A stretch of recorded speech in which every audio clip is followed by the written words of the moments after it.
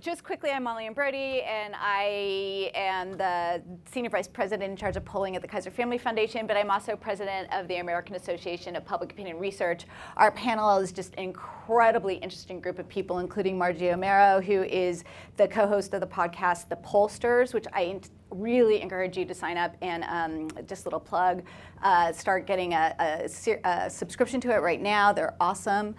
John Cohen is sitting next to me. He is the Chief Research Officer at SurveyMonkey. I've got Michael Demick on my left, the President of Pew Research Center, and down at the end is Alex Lendry, who's the co-founder and Chief Data Scientist at Deeproot Analytics.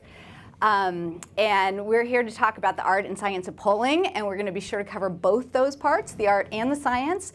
But I thought I would start with ladies first, and because I like that. No. You know, I live in California. I've lived in California my whole life, and for the first time in a really, really long time, the primary, we might actually matter in the primary. So I thought it'd be a good way to just start us off if you could just say a bit about where do you think this election is, what's the state of play in the primaries, what's been most interesting to you from the polling perspective of this primary? So there's so much that's fascinating, obviously, about this primary, right? And the polls show that people are both more engaged than they've been in the past, but also horrified and scared about this election. Those things can be true at the same time, and they are true at the same time this cycle. And now you see a situation where both sides are really, it's clear, it's getting clearer by the day who the nominee is going to be. It looks like Trump is going to do well in Indiana today. Clinton, regardless of what happens in Indiana, has simply, a hard, almost an insurmountable lead over Sanders in pledged delegates before even getting to superdelegates. So the question is now, will the parties coalesce behind their candidates? And what is the upside or downside of a continuing dialogue with the primaries moving here toward California as well as some other states?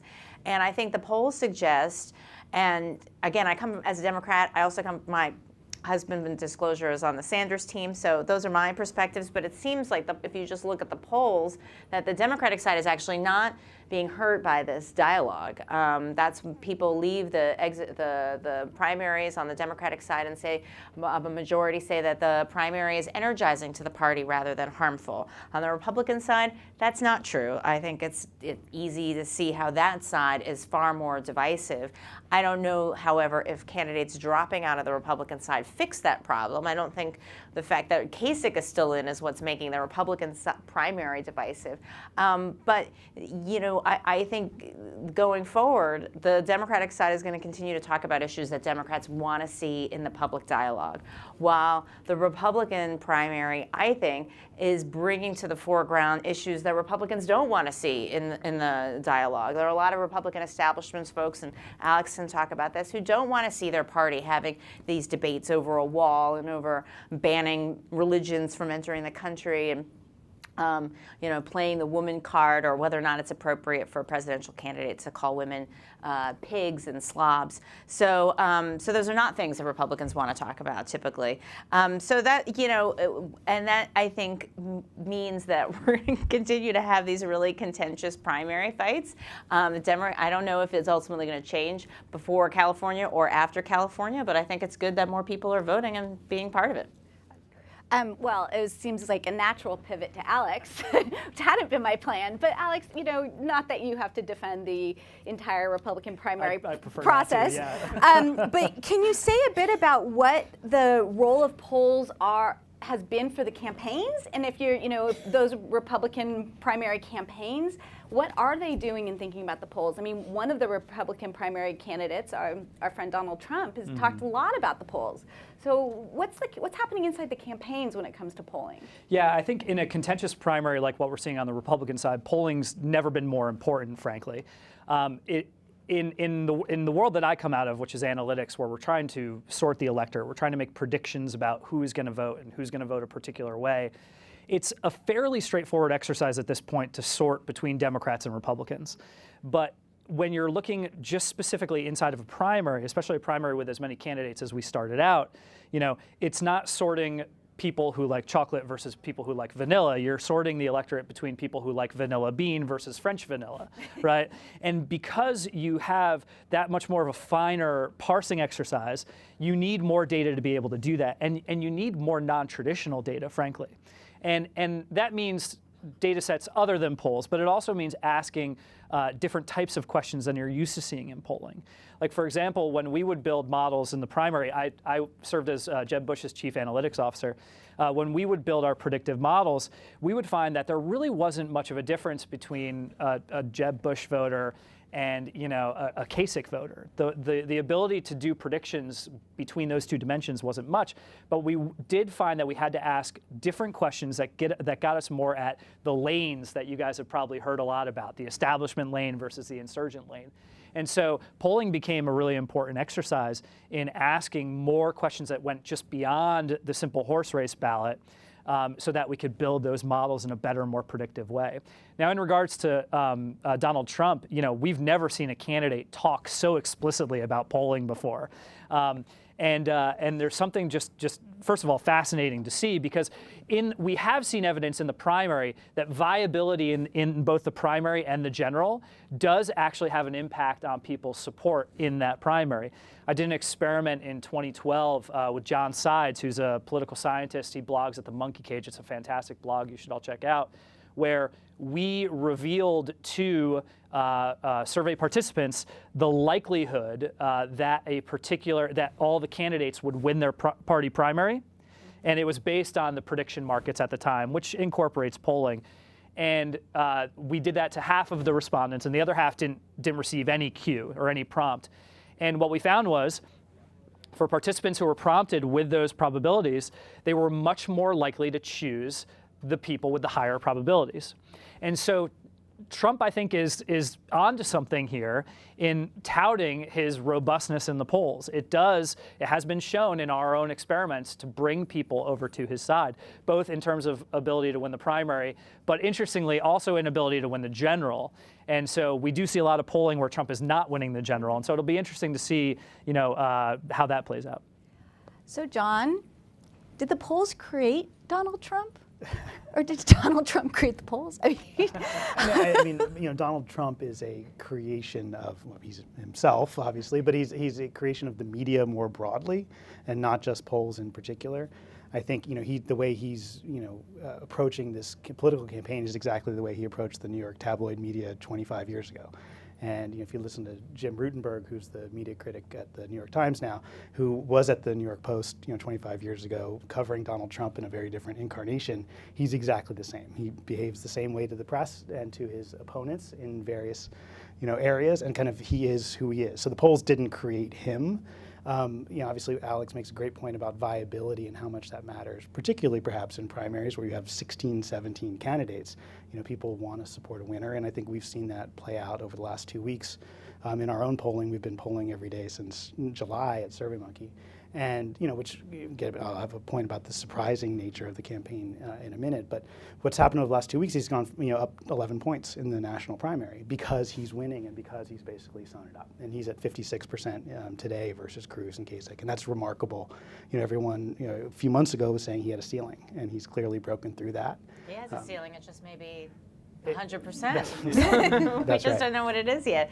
I mean, sorry to interrupt, but the other thing that's interesting about the polls and Trump is that then all the outlets have to hurry and test whatever Trump has said as a policy. Like, okay, let's test how many people want to ban Muslims, how many people feel we should, punish women who get an abortion if abortion becomes illegal, and these things, and how many people think, how many Republican primary voters in South Carolina think that the Pope went too far in criticizing Trump. I mean, these kinds of things that you would not need to ask before. You would certainly, no outlet would just think around, what should we ask this week? Oh, let's ask if people want to ban Muslims from entering the country. That would never even cross anybody's mind, but Trump says it, and then 5 or 6 outlets have to ask it, and then we we give some voice. We have to give some voice to the people who have those opinions. And the interplay between the polling and the punditry is always intense and fascinating. And I think because we've been polling so consistently, Donald Trump would say something outrageous, and we would show yet again that it didn't change his level of support. And so first evidence was he insulted John McCain. Right. Clearly, that's a deal breaker in a Republican primary. It's done for him. And we showed that there was no blip, and then there was no blip in all of the subsequent progressively more outrageous things that Margie mentions. And so kind of having the polling as an antidote to kind of Washington speak around punditry is an important role for the polls. But then there is this kind of catalytic factor where it kind of you do get some exaggeration of the effect that he's trying to produce because of the way that he can control the dialogue in the media, but which is beyond the polls. Well, and so, Mike, you've spent your whole career doing public polling and really trying to make sure that, as opposed to the campaigns and how the campaigns use polls, what is the value, or is there a value of polling during an election cycle? Well, I would like to think there is, and I think these observations make sense. I would agree with the general sense that part of Trump's success is he's very effective at understanding the way the media market operates, which is a marketplace, and it's a sort of commodity marketplace. People have to respond to what the news story is, and they have to be able to speak to it. So it drives polling decisions, it drives media coverage decisions, and sort of it becomes this vicious loop. Is he successful because the media is overcovering him? Is the media overcoming him because he's successful? Well, he's sophisticated at knowing how to play that game and work it to his advantage. I think that that's an element of polling that's sort of chasing the story. What I'd like to say is I think the real value of polling is trying to understand what was the foundational environment in which that could happen. Is there something more tectonic going on that allows a candidate like Trump to get that momentum going and then play that game effectively kind of on top of those deeper level changes?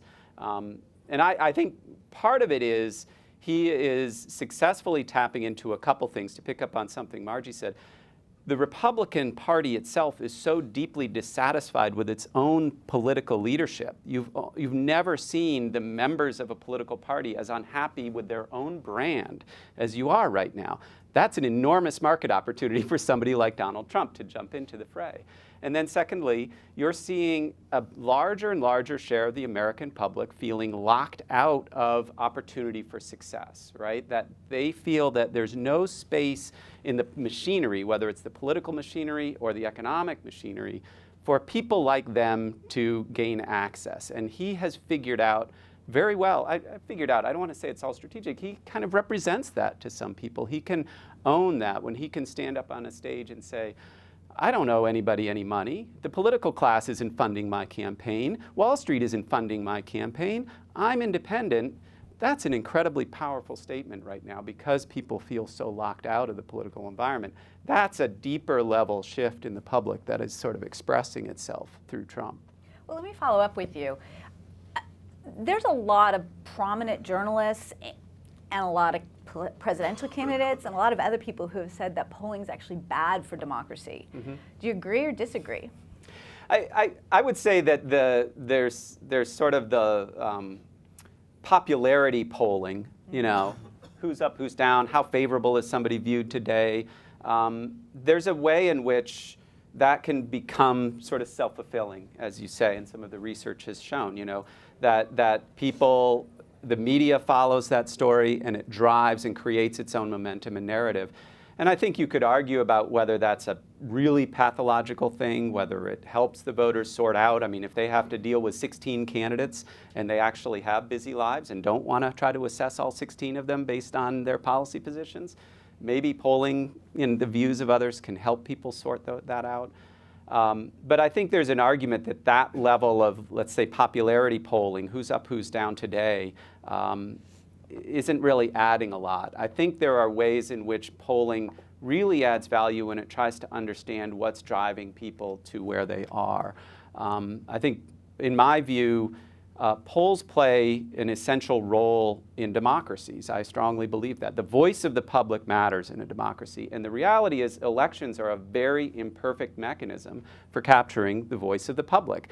Typically, the public has a choice between a limited number of options, And those options are driven by personality differences as much as they are by substantive differences. So at the end of the election, many people walk into the poll not really liking either option in front of them. And the election is imperfect in that way. I'm not saying polls are perfect as a means of bringing the voice of the public to the table, but I think it's critical to understand what people are thinking, why they're leaning the way that they are, so that the politicians can't lead that discussion. The public is leading that discussion. Well, and if I may, you saw polling. It's not just in Donald Trump talking about polling, but you saw polling actually determining placement in the GOP debates, right? You actually saw, which is really not how it's at all intended to be, where they had cutoffs of, what was it, 5%, I think? 5% viability to get into the main stage debate versus the undercard debate. And these are on polls that have a margin of error of plus or minus 3-4%.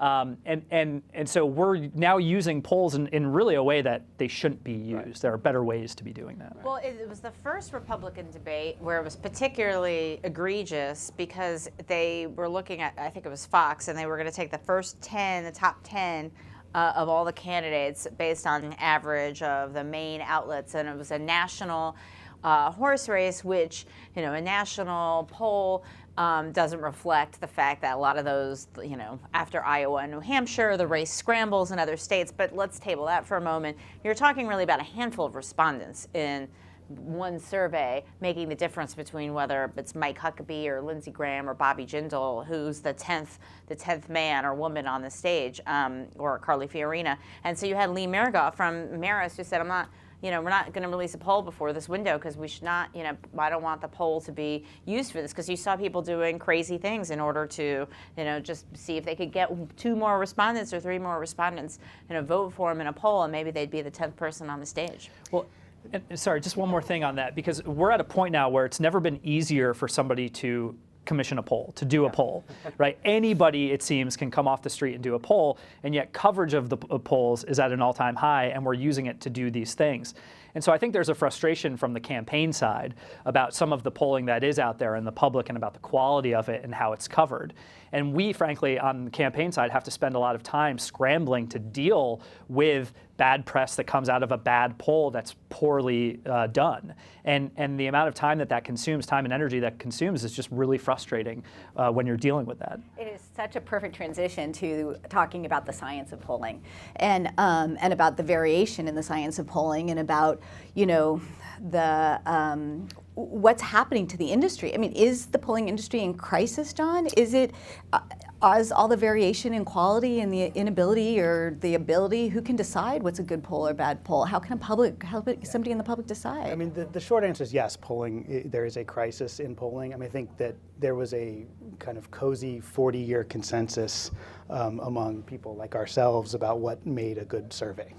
And we were able to very clearly explain, here are the components of what a high-quality survey are. Here's how many people you need to call, and first it was knocking on their doors and sending them letters, and then it was calling on their home telephone numbers, and then it became mobile phones, and now it's moving online. But kind of the consensus around what made a high-quality survey is broken down. Now, what is left of that consensus is still achievable, but it's achievable at such an extraordinary cost that for most use cases that we've used polling for to plan campaign strategy or understand it from the news perspective or from the foundation side, it is a luxury item that is no longer useful, and then you have all these worse alternatives. And so kind of getting back to kind of the use of polls, it's a flimsy foundation, but what are the alternatives? The alternatives to a kind of certainly a well-crafted survey, and I'll come back to the crisis in a second. The alternatives are listening to a few pundits reporting in the paper what they think people think in different places, and that's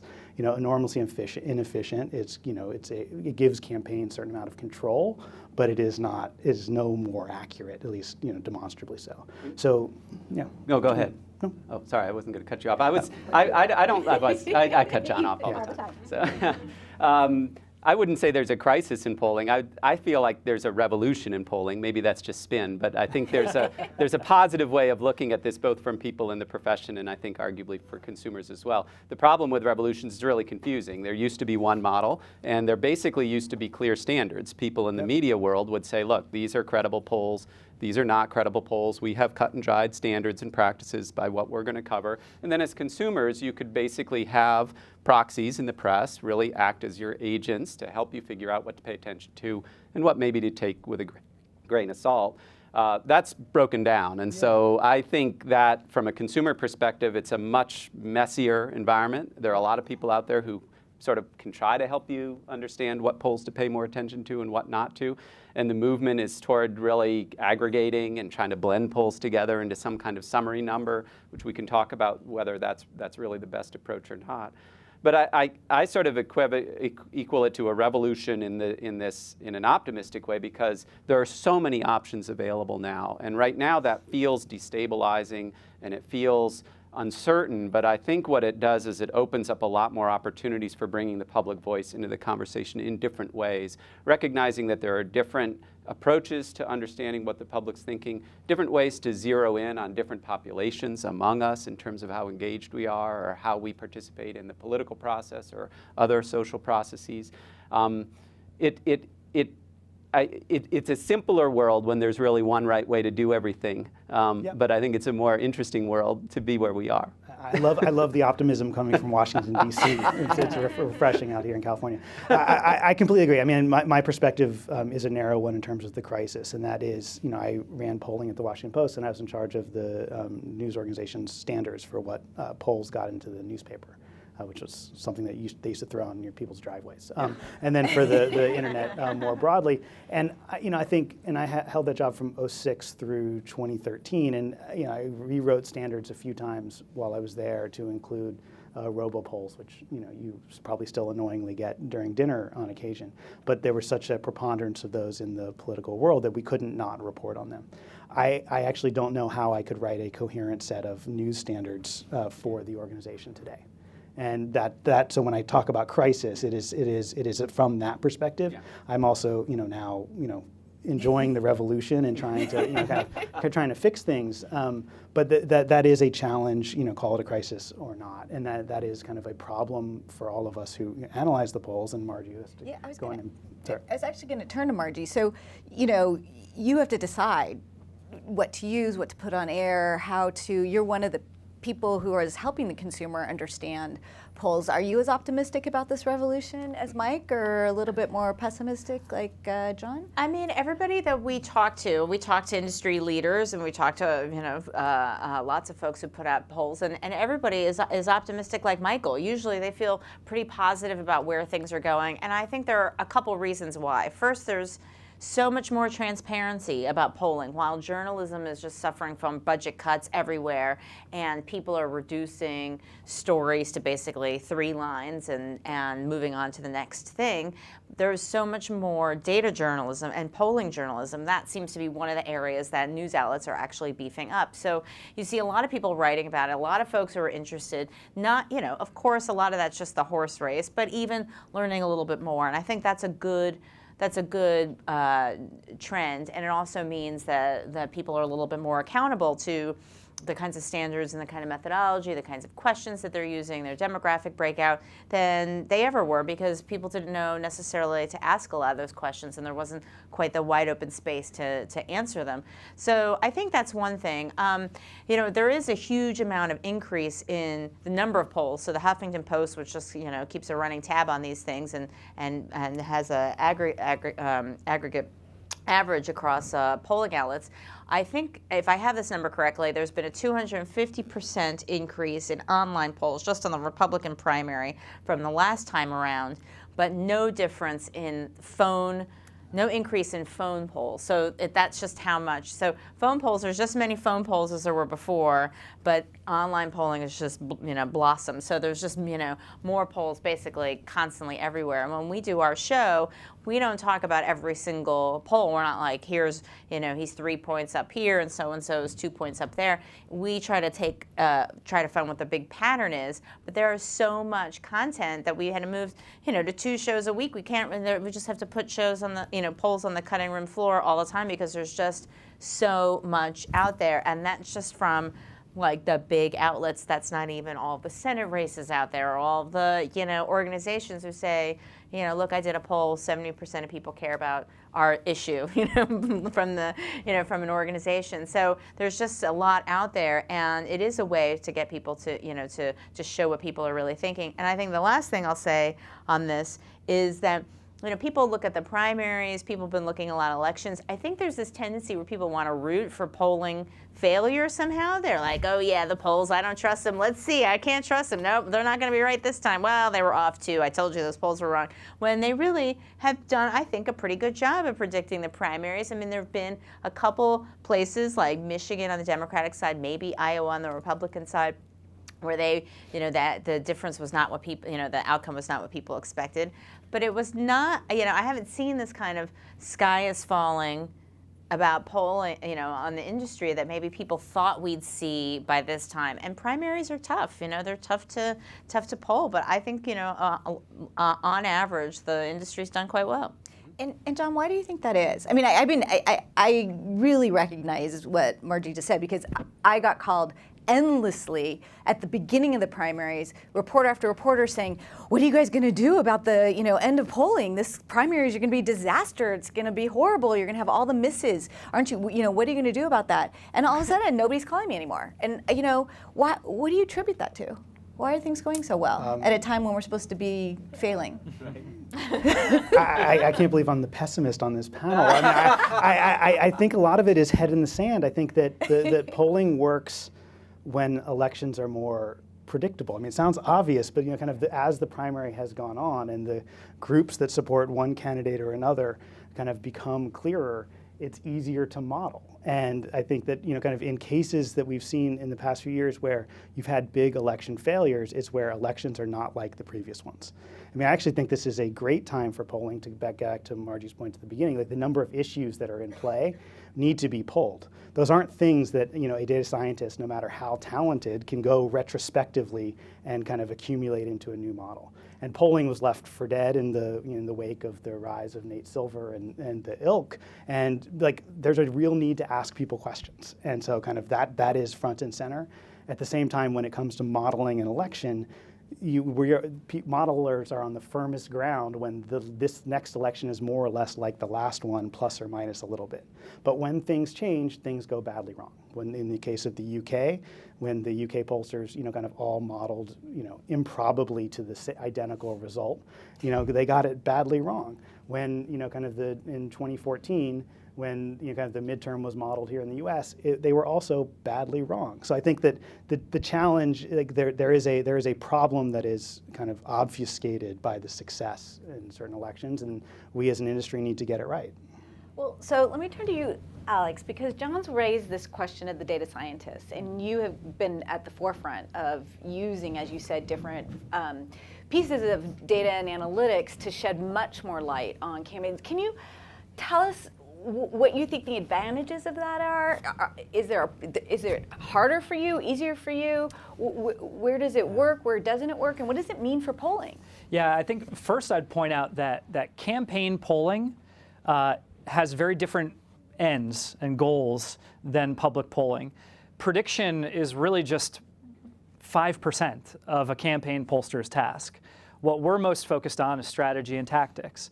So we're not, yes, we do want to predict what we think the electorate looks like and what is going to happen on election day, but we're most interested in prompting voters with specific scenarios or messages and seeing how that changes the outcome of the electorate and adapting our strategy and tactics accordingly. So we have a different goal in all of this. We want to be right, but it's more important that we figure out how to be effective, right?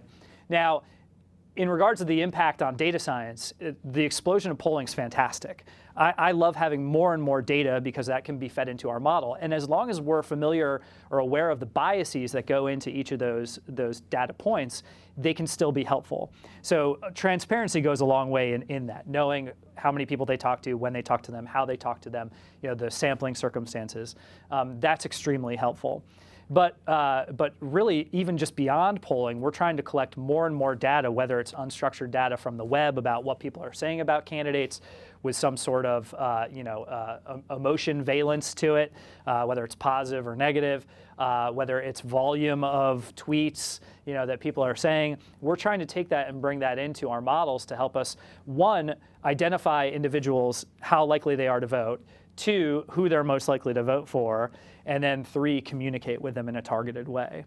So data science, in the same way that data science and big data has transformed every single industry that you all are working with, it's completely transformed politics and polling as well. Because now you have incredibly sophisticated data teams embedded in these campaigns that are doing data mining, machine learning, even deep learning. We're getting on the edges of that to help us better understand and impact the electorate. So you've mentioned, and I think everyone here has mentioned just the volume of polls and the variety and these aggregators. And so you're excited about having all of this data because you can use it. So Mike, what do you think about this aggregation? And is it helpful? Is it problematic? Think about the consumer. People out there in the world at large, the Nate Silvers, the aggregators, they've helped, they've hurt, they've made it. I have a little ambivalence about it. You can probably hear in my tone.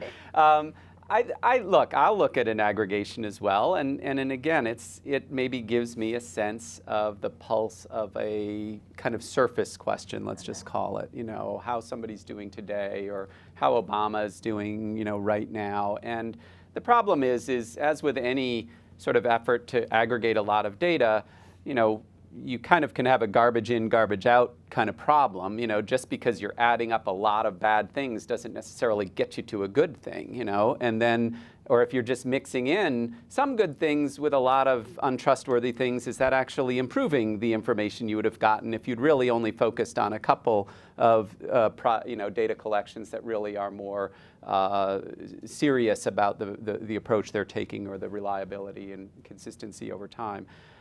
That said, I think as any product becomes commodified, and I think horse race polls and presidential popularity polls have just become commodities. They're a dime a dozen. They're out there all over the place. It's not a bad idea to sort of hustle them all together in one place and just look at it. I guess my argument is that's not really the best value that you can get out of polls. The best value you can get out of polls is sort of understanding the why, getting into people's heads a little bit farther. The whole point of asking people questions is to understand why they're doing what they're doing, and why they're supporting who they're supporting, not just the what of it.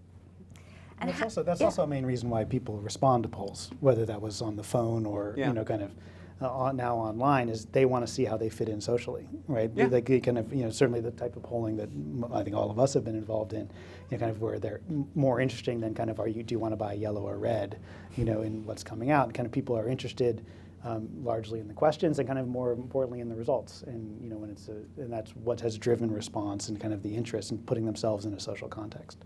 So you interact with your consumers and the takers of your poll in a variety of ways. What do you think the average person these days thinks of polls? And is that level of distrust that we always hear about, or it's conventional wisdom? Do you think that's true? Not true? Well, here's where I get to turn it back to you, Molly, as the author of the benchmark study on kind of people's attitudes toward polling and polls, which I think is work now coming on 20 years old, a long time ago. which clearly needs to be updated. Mm-hmm. I mean, I think that largely, getting back to the crisis word, I mean, people are not. Anyone taking a poll on telephone this cycle? 1, 2. Yeah. Anyone taking an online poll? Couple. More. Anyone taking a monkey survey for an organization or a friend? We've responded to one. Yeah. Thank you. Keep doing those.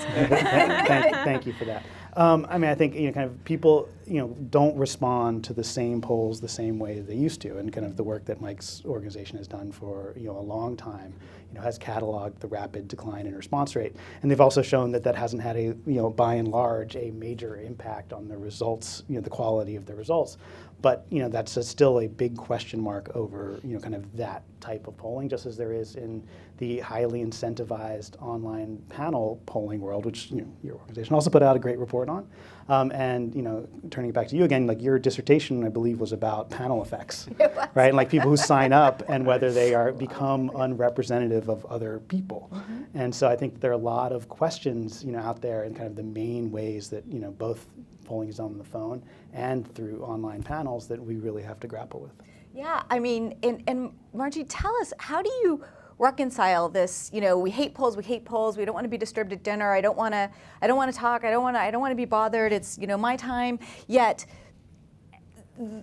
all they want to see is the results. Right. All they want to see is a horse rate poll. Like, tell me what's going on with people. What, I mean, it makes a lot of sense, right? I mean, sometimes they're not the same people. Some people just find it all abhorrent. They reject sort of the back and forth. And that's the other thing to remember too. When we say what's happening with the polls, we're focusing a lot on the horse race. There's so much more than simply making sure you have a representative sample to making sure you have a good poll.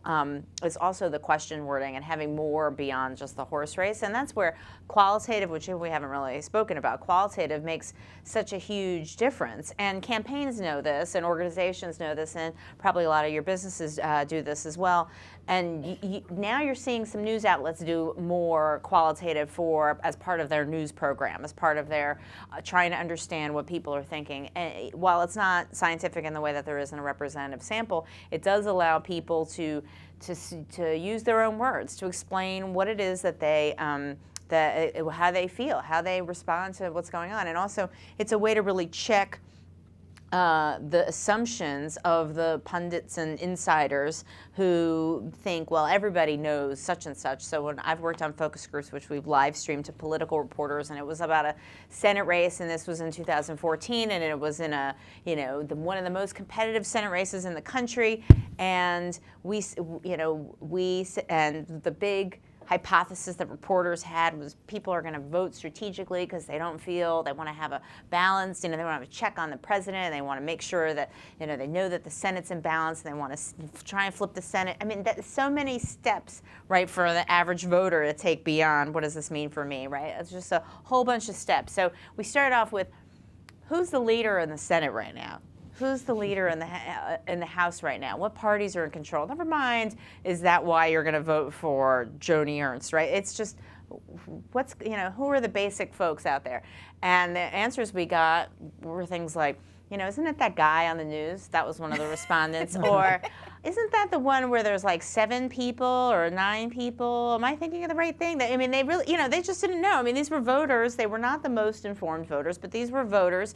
And you don't get that in a survey, right? You're not really getting that when you say, who are you going to vote for? Or do you think it's important to have a check on the president? Or do you think, all the chambers should be the same party as the president? That's a different kind of answer to those questions than just asking, what do you know and what don't you know? And you can hear people, think it through. I'm not sure I know that. And then, people realize, okay, this is not really how people are making their decisions. There aren't a lot of people making their decisions this way. It's not nobody making their, but it's not overwhelmed. This is not what is happening out there, across America. And so that's one of the important components of research for campaigns, is making sure you're taking into account people's, meeting people where they are, not trying to bring them over to your kind of political insider world. I think you're raising a really good point, which is sort of this part of the title of this panel, which is the art of polling.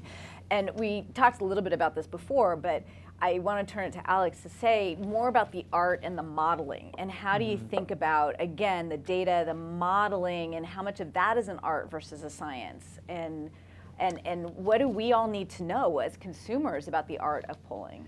Yeah, there certainly is a human element in determining your priors, right, in establishing your priors as to what you think the electorate is going to look like, your assumptions about turnout, about favorabilities towards the candidate.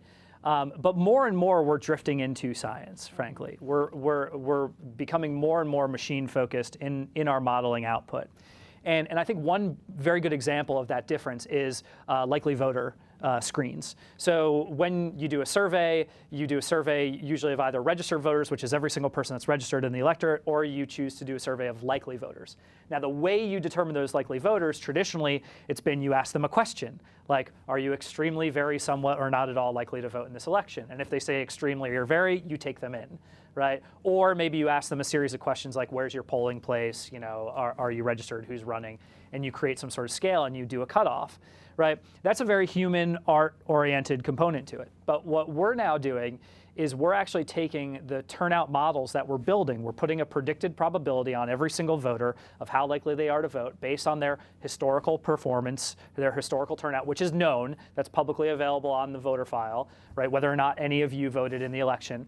And so we build this model, which is machine-driven, and you get that probability, and then we'll draw our sample with your probability of being included proportionate to your probability of voting.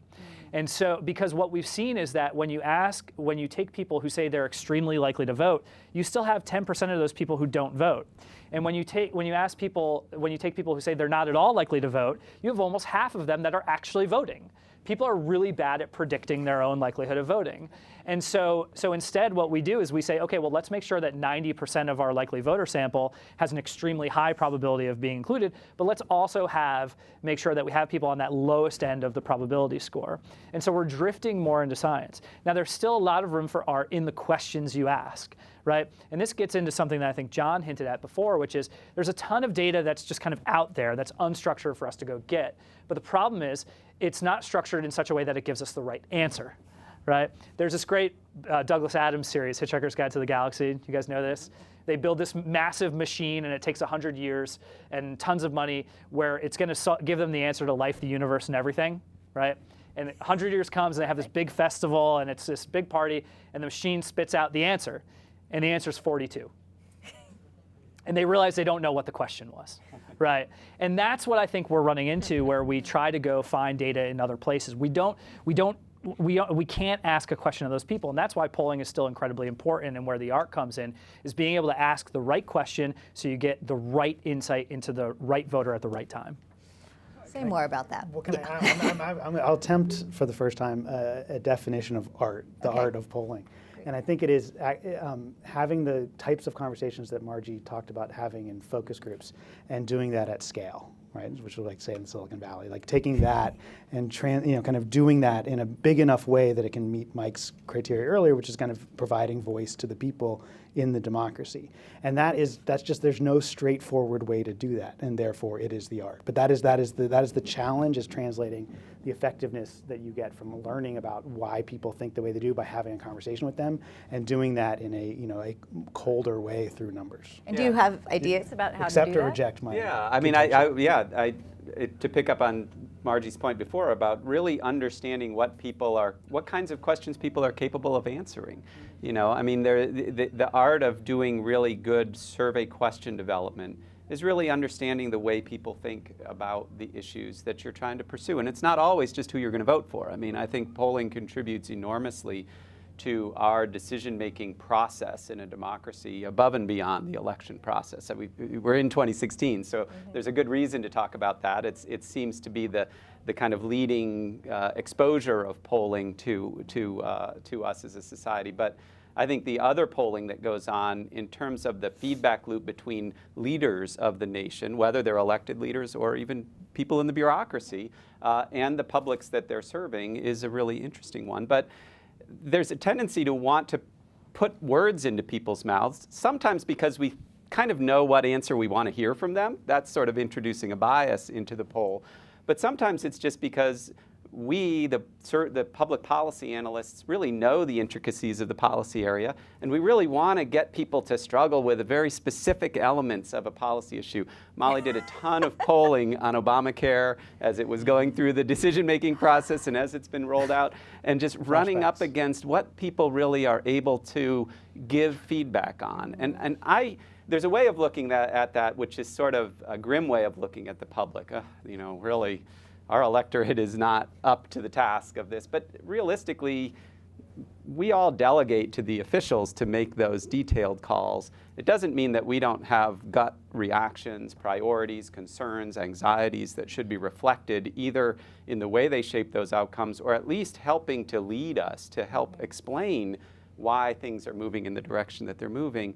And if you don't have any insight into what people's anxieties and concerns are, you're not going to be able to lead effectively. Right, and so when you measure some of these policy issues, you want to ask something that's maybe a clean read or Right. unaided, just a simple question, just to see what people think, with whatever knowledge or lack of knowledge or misinformation they may have, and then something that's a little bit more informed. But you can have a little overkill when it comes to those kinds of informed ballots, and it's not representative of anything, because who will get that information? I mean, there was something that I think the University of Maryland did where it was about the Iran deal, and they read respondents, I don't know if maybe they did it online, something that was literally a page long that they sent to like a bipartisan, like the Senate Armed Services Committee. I mean, they sent it to some Senate committee, and they had bipartisan, legislative aides look at it and vet it and say, okay, this is good. And I've never seen something so detailed in a public question to just get to see what people said. And what was interesting was there was no party difference. Normally, when you ask any question like Obama's got a plan to do X, there's a party difference. Doesn't matter what it is. But this particular one, there wasn't one, in part because they were, maybe bored to tears by this, page-long analysis of what the Iran deal would do. And that's interesting, but also, what do you do with that information? I mean, that's important. That's an interesting exercise, but how many people outside of that poll will ever get that information? So don't you want to ask them like a blunt question and see? That's because that's what they're going to be thinking about when they're watching the news. They're both important exercises, but it's important to have some awareness of what you're measuring, what you're not with each one. And John, do you have ideas about how we can scale up and learn more about how people really think and what they're thinking? I mean, a lot of that is through the qualitative work, that Margie mentioned. Yeah, a lot of but it is how do you through. scale I mean, you scale it by kind of refining your questions, as the process that Mike discussed, and kind of doing it repeatedly. Right? There's just something about their experience, kind of asking questions, talking to people. I woke up early this morning to await our company's name being splashed on NBC, but I spent the time listening to interviews with voters in Indiana. And that was a fascinating, 15 minutes, and scary at the same time. But an important part of our job is not just to focus on the numbers and the trends and everything else, but to like listen to kind of unfiltered, unstructured, as Alex would say, kind of data that are out there and kind of continually refine and test. But so that's our job, right? And your job is to figure out the strategies for the campaign, and we're trying to figure out where the public is, but it all filters through the journalists and the media, right? I mean, we have some of our own outlets to people to talk to them, but in general, it's the media who's taking what we're learning and it's getting through their filter. Are they helping us or hurting us? Hurting? That's easy. I mean, hurting. And first, let me just point out the extreme correlation between Donald Trump's news coverage and his polling numbers. I mean, we're talking correlations of like 0.9 plus, right, between the two. And so I think first we need to consider that. But I think there is a duty for journalists to look at these numbers and kind of in a way that, back to Margie's point, that sometimes we're measuring things that don't really exist. The only reason those opinions exist is because we've asked the question. It's like the Schrodinger's cat of public opinion polling. And so I don't think there's enough appreciation or disclosure really of that among the media. And then also there's just the focus on the horse race coverage. The ups and downs of the campaign.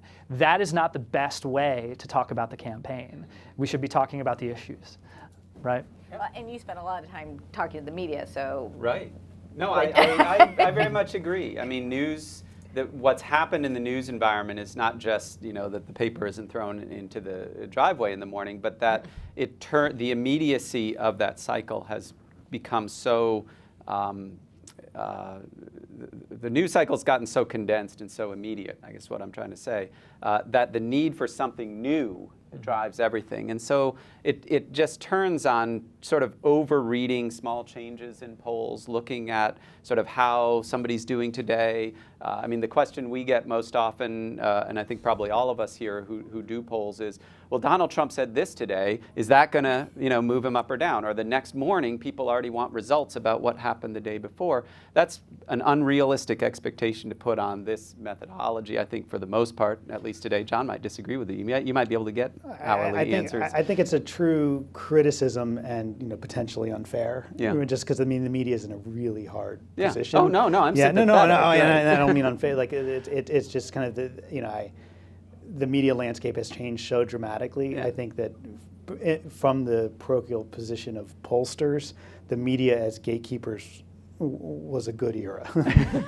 in retrospect. Yeah. And the kind of some of those gatekeepers, or most of them or all of them, are gone, and that's because of individual preference. Yeah. And the preferences of voters in this country and around the world, and how we navigate that new landscape is kind of that's when I get pessimistic from our perspective. But I mean, the media does certainly play a role.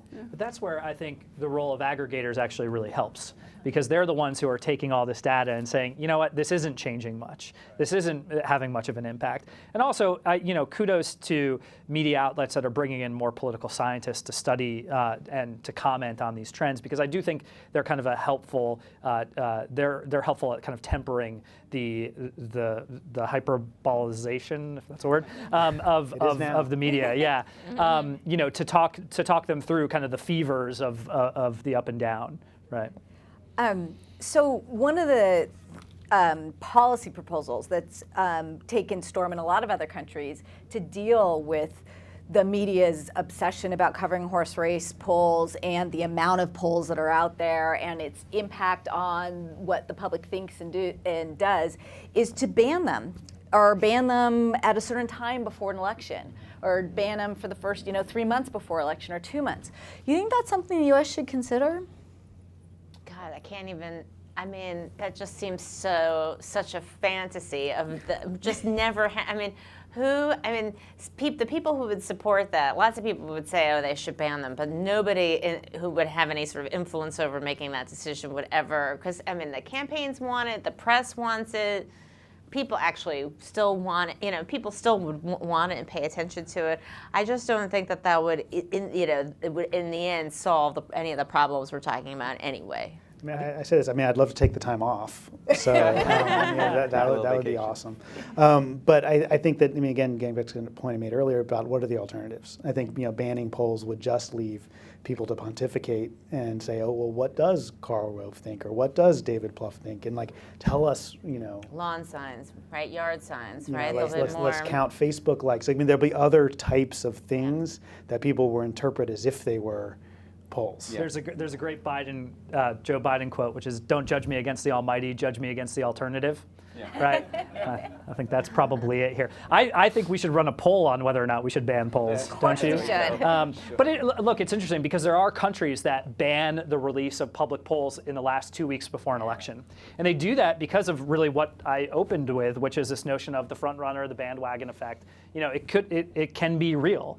That can have an impact. And while I don't think it's very feasible to do, and I think it probably runs counter to our values and our Constitution, it's an interesting thought experiment, right? Because public polls, I think, as we've kind of articulated, there are a lot of problems with them. There are a lot of hassle and headaches for campaigns.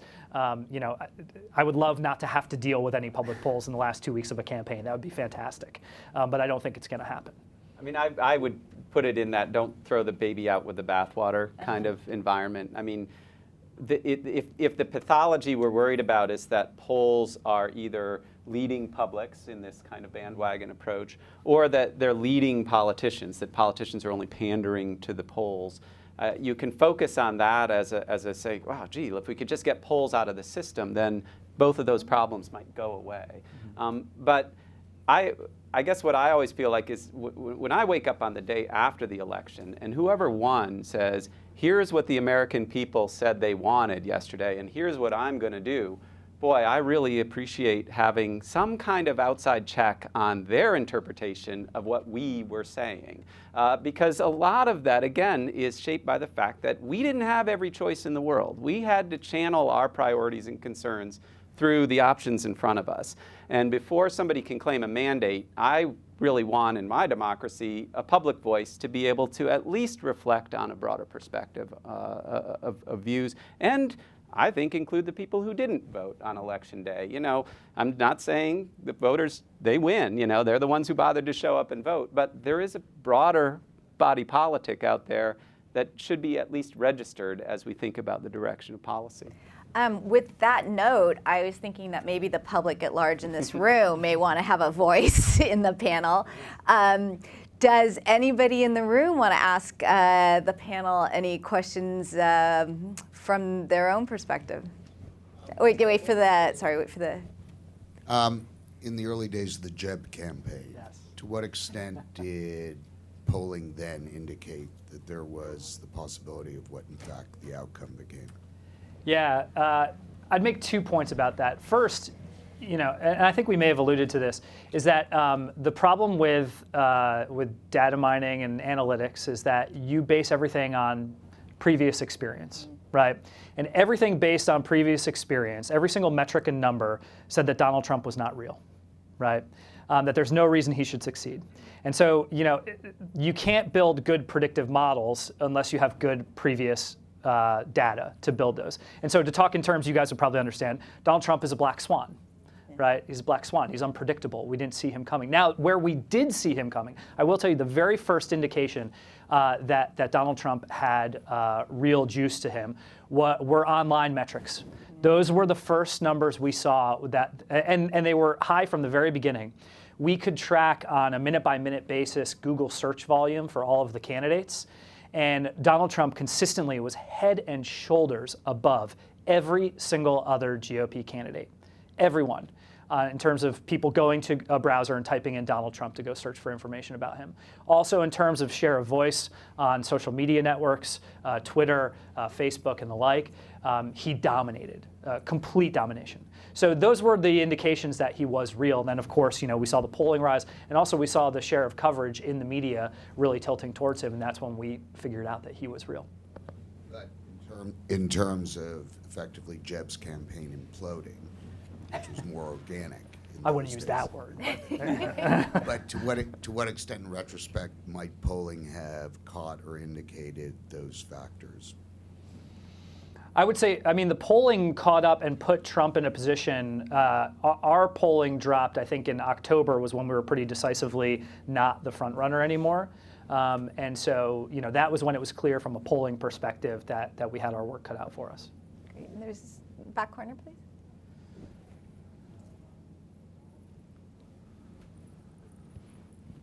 Thank you very much. It seems like Jeb Bush was a very kind of traditional, pragmatic candidate, very logic-based, operating in the realm of logic, operating in the realm of possibility, facts, evidence, that sort of thing. And Donald Trump very much is not. You know, he's operating in the realm of emotion, in the realm of the visuals, the verbal, all those kinds of areas that has really allowed him to capture the media, that sort of thing. And so I think we all know that, we all understand that, but the question is, do you all need to now adjust your processes to accommodate kind of those other layers of what Trump is bringing? You know, he's this black swan that's just completely ignoring tradition. Margie? I mean, I guess there are a few things, right? I think initially when Trump's rise, people thought respondents were just trolling pollsters. That was a theory that people had for a while. Like, well, they don't really mean that they're going to vote for him. They're just, you know, like the novelty of saying yes to a pollster that they're voting for Trump. So that was a theory. And then, you know, there was also this, you know, effect that Trump did better online than on telephone, which I guess is no longer the case, but it was true for a while, particularly with well-educated Republicans who were, you know, the theory goes, self-conscious about telling a live interviewer that they were voting for Trump, but online they were more likely to say they were voting for Trump. So there were all these like theories about it.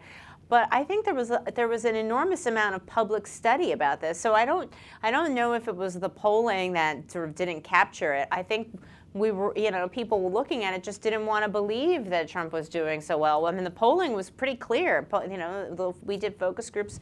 My firm at the time, we did focus groups of Trump voters in July of last year, very early on, and the takeaway was, yeah, no, they're voting for him. They're not fooling around. They're voting for him. I mean, that was one of the first pieces of public qualitative info where they're like, yeah, no, I've heard everything he said. Yeah, I'm voting for him. I like him. And this isn't a joke. This is, I'm fully aware. And he's a millionaire just like me. He's just like I want to be. He's relatable. He's the guy next door, except he's a millionaire. That was one of the direct quotes that made big news. And there was a Frank Luntz focus group, I think, who he spoke yesterday, where somebody said he wants to make America great again. It says so on his hat. I mean, people, they're like, I got the message. That he's got a message. I understand it, and I'm with it. And so I don't think the polling was wrong. I think, and this is still the case, that people who are, who care about the political process